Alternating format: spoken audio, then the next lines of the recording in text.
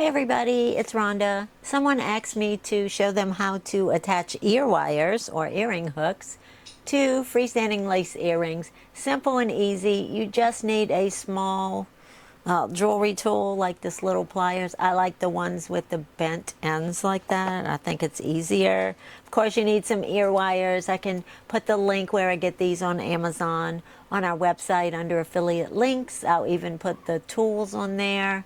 And then, of course, you need to stitch out some of our cute little freestanding lace earrings. So it's really simple and easy.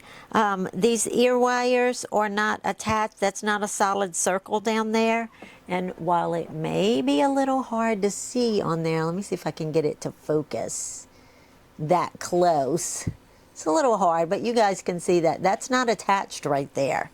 So you're just going to take this and bend it out of the way. See how it's not, doesn't look like it's solid anymore. I kind of bent it out of the way there.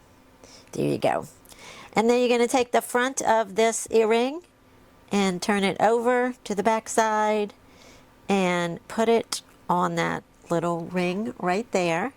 And then simply use this little tool, this little jewelry tool, to bend it back like it was before. That's it. That's all you do to attach an ear wire.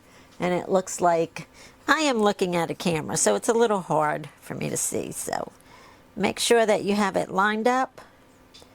If you have one of those lights with a magnifying thing on it, those are really nice to have too for doing detail work like that. But that's how easy it is to attach. Like I said, I'll put the affiliate links, my affiliate links to the ear wires that I use. These are really inexpensive. I think they're $150 for like $9 or $10 or something like that. They are stainless steel plated. I don't have any issues wearing them at all.